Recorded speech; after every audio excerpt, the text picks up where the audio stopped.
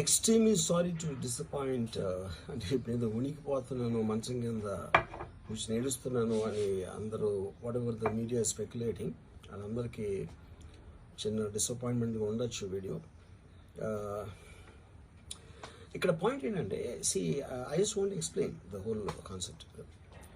ఇప్పుడు నేను ఆల్మోస్ట్ ఒక 1 year బ్యాక్ ఏదో ట్వీట్స్ పెట్టాను అనే ఎలిగేషన్.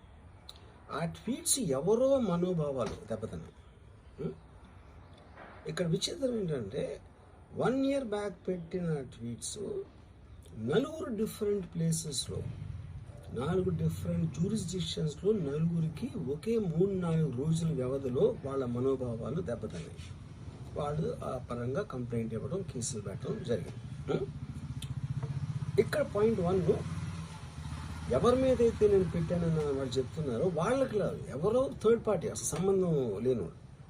సో ఆ కాంటెక్స్లో అసలు ఈ కేసు ఎలాగా, ఈ సెక్షన్స్ ఎలా వర్తిస్తాయి అనేది అప్పుడు ఆబ్వియస్గా నాకు వచ్చే అనుమానం కానీ, నాకు కానీ నా మనుషులు కానీ, ఇది ఒక పర్సిక్యూషన్ చేయటానికి ఒక పద్ధతి ప్రకారం ఉన్న ఎలోబుల్ లాస్ని వాడుతున్నారా, లేకపోతే ఇప్పుడు వరల్డ్ ఓవర్ ఒక ఫినామినా ఏం జరుగుతుందంటే, పొలిటికల్ పార్టీస్ వాళ్ళు they are weaponizing the systems of the police. అది అమెరికాలో జరుగుతుంది, యూరోప్లో జరుగుతుంది, ఇక్కడ కూడా జరుగుతుంది.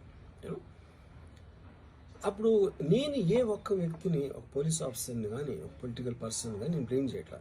I think it happens in certain ఒక ఏమంటారు దాన్ని, ఒక వే.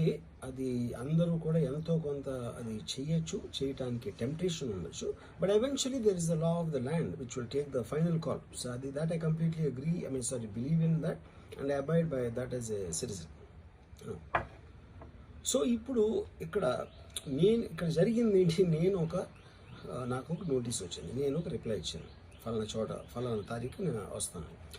అప్పటికి నాకు జరుగుతున్న పని ఒక ఆన్గోయింగ్ స్కెడ్యూల్ ఉంది కాబట్టి, నాకు ఫిల్మ్ వర్క్ ఉంది కాబట్టి అవ్వలేదు. అండ్ ఇట్ ఈస్ వేరే ప్రొడ్యూసర్కి చేస్తాను, ఆ ప్రొడ్యూసర్కి నష్టం వస్తుంది కాబట్టి నేను మళ్ళీ టైం అడిగాను. ఇదేంటి కేసు, ఇదేం అర్జెంట్ కేసు అంటే 1 year తర్వాత ట్వీట్ చూసిన అతనికి 1 weekలో అన్నీ అయిపోవాలనేది ఏమన్నా మీనింగ్ ఉంటుంది అసలు దానికి? So which basically means it is being done for purposes other than the urgency of the case.